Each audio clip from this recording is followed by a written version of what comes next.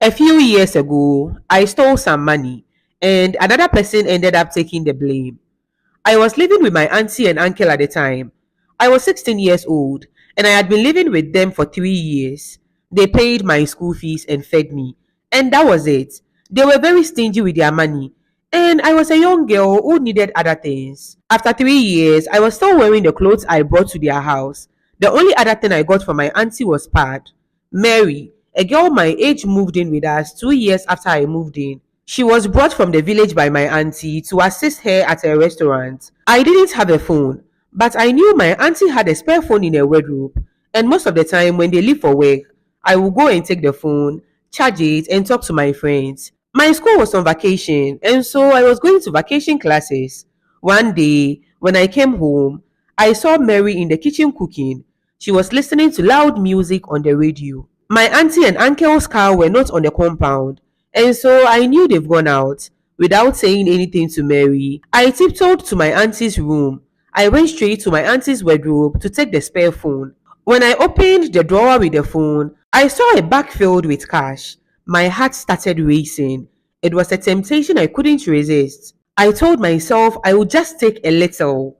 No one would ever know. Without counting the money I was taking, I slipped a handful of bills into my pocket and used the back door to walk out of the house. The money I saw was a lot, and so I thought she would never find out. After walking further, I checked the money and I realized I had taken 550 cedis. I thought about taking some of the money back, but I didn't because I was scared of being caught, and that moment of weakness was about to change everything. Later that evening, I braced myself and entered into the house. My uncle and auntie were shouting, and I could hear Mary, the maid, pleading her innocence. Accusations filled the air, and my stomach twisted with fear.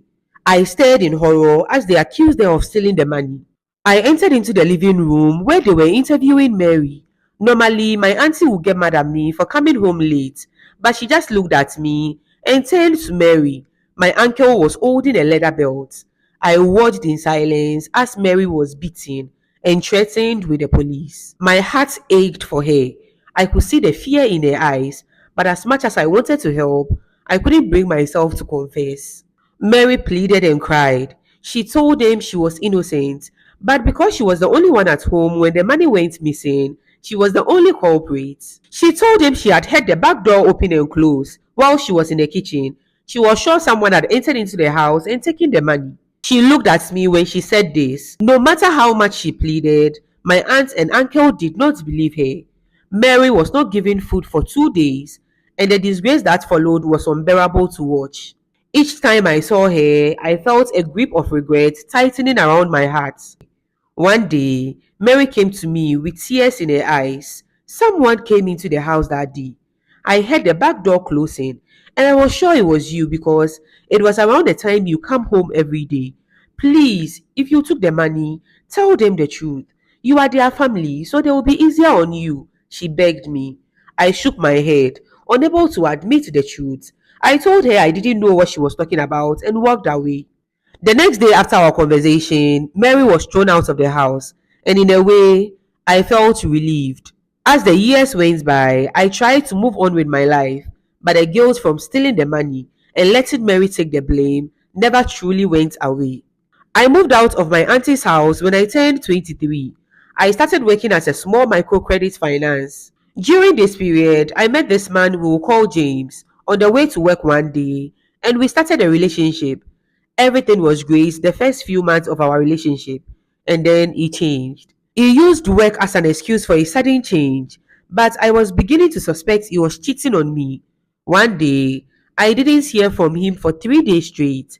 His phone was off, and I was beginning to get worried. I decided to go to his apartment after work the fourth day to check up on him. I saw him standing at his doorsteps talking to someone. When I got closer and saw who he was talking to, my heart almost jumped out of my chest. It was Mary. I could see she recognized me too. She greeted me and she looked down.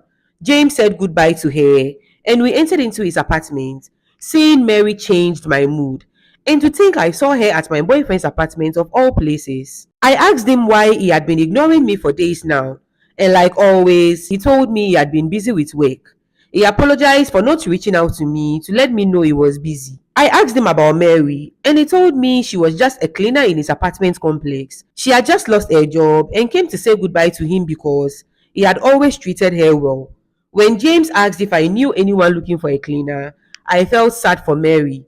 I remembered how unfairly she had been treated because of my actions. Realizing I could help her, I suggested to James that we could use a cleaner at my workplace.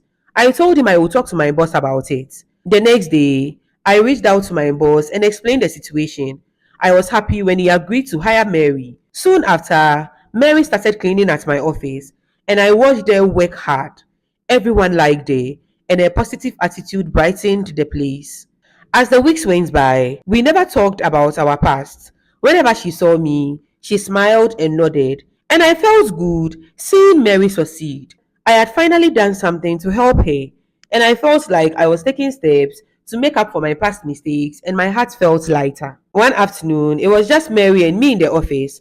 While I was working, I suddenly felt I really needed to use the restroom. I quickly locked my office door, thinking I would be back in a moment. I hurried down the hallway to the restroom. I ended up staying there for about 30 minutes. When I returned to my office, the door was wide open and my heart sank. Panic took over as I stepped inside. What I saw made my heart drop even more.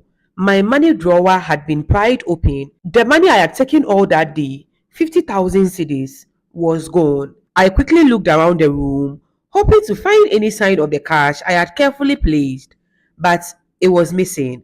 I froze when I realized that Mary was also gone. It hit me hard that she must have taken a spare key from our boss's office and used it to get into mine. Fear rushed through me as I realized what this meant. I normally deposit the money I take each day at the bank. My boss was not someone to mess with. If he found out the money was missing, he would never forgive me, especially since I was the one who brought Mary into the office. There was a girl in the office who lost money like that, and he had her arrested. She's still in prison. I have searched for Mary, calling her many times, but my number is blocked. I have tried calling her with different numbers, but to no avail. The only person I had told about this is James. My boss is going to find out what had happened soon. The fear of what my boss will do or say to me is killing me slowly. This happened last week, and soon he's going to realize I did not make a deposit for a day last week.